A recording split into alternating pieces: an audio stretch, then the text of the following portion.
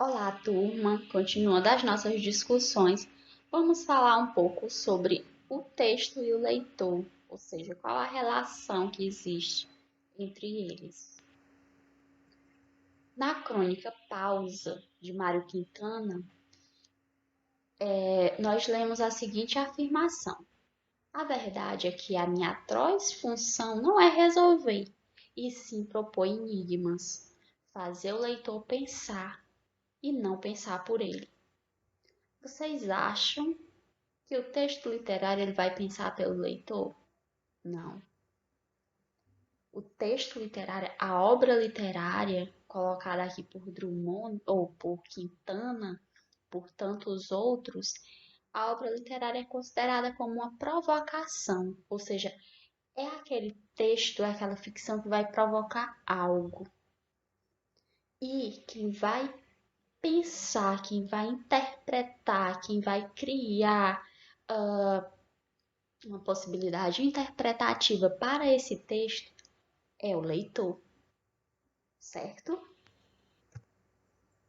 Isso nos faz pensar sobre o papel desempenhado pelo leitor em sua relação com o texto. Ou seja, a obra literária constitui uma estrutura significante, ou seja, é um texto que carrega significados. E esses seus significados, eles se concretizam no momento da leitura. Por isso, gente, que quando nós falamos em texto literário, automaticamente a gente já tem que pensar no leitor. Porque se eu digo, por exemplo, eu sou escritora, só que o meu livro está engavetado, ninguém nunca leu. Então, será se eu sou escritora mesmo? Porque nós sabemos que os grandes autores, né, autores que ainda hoje são reconhecidos na nossa literatura, são aqueles autores que suas obras foram recepcionadas por muitas pessoas, não é isso? Então, o leitor, ele não é esse sujeito passivo em relação ao texto literário, mas sim um sujeito ativo. Ou seja, o leitor, a ele compete dar significado a essa obra, compreender essa obra, mostrar o potencial desse texto literário, certo? Então, a leitura também consiste em um ato criativo. Por quê? Porque através daquela leitura, quando eu pego um poema, um conto, um romance para ler, eu vou criando significações, eu vou buscando compreender aquele texto, criar uma interpretação para ele. Então, o leitor é esse sujeito ativo, certo? Mas nós temos também a questão das expectativas do leitor. No momento da leitura, o leitor ele põe em movimento todas as suas capacidades intelectuais e afetivas, inteligência, cultura, informações, domínio da língua, experiências de vida e, sobretudo, sensibilidade. Então, o ato da leitura é esse momento em que o leitor ele vai pôr em movimento todas essas suas capacidades, assim como o conhecimento de mundo, né? Porque o conhecimento de mundo é essencial para a construção da interpretação do texto literário. O conjunto de suas experiências culturais e o conhecimento das convenções literárias geram expectativas de toda a ordem em relação ao texto. Por exemplo, na aula 1, nós observamos, analisamos o poema Balada do Amor através das Idades.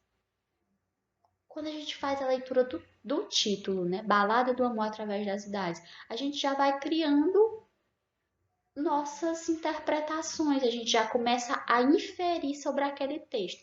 Não, se o título é Balada do Amor através das Idades, então deve estar falando de balada, né? Balada festa.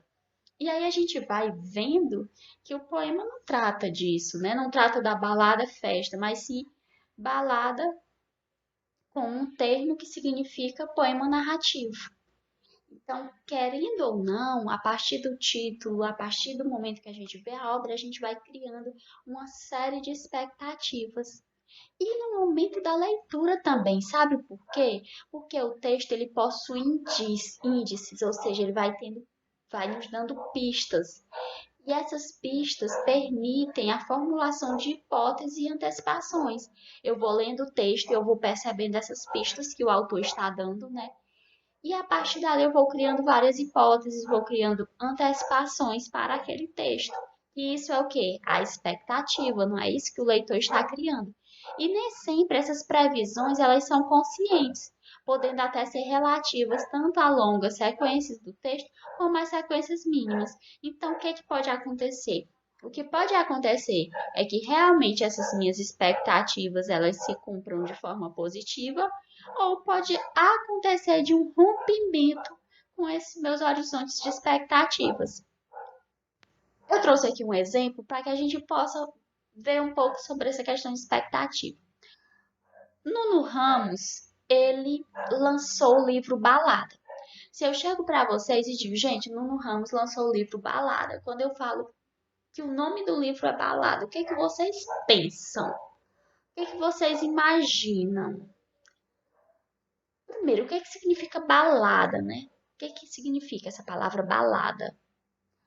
Aí vocês podem dizer, ah, professora, balada significa festa, não é?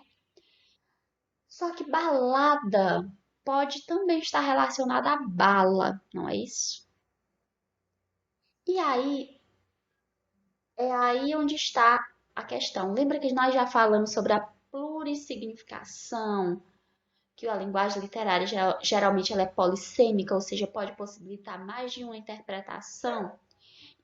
E nisso a gente vê a palavra balada, porque a palavra balada eu posso dizer que balada é um poema narrativo, eu posso dizer que balada é uma festa, eu posso dizer que balada é uma bala de revólver. Não é isso?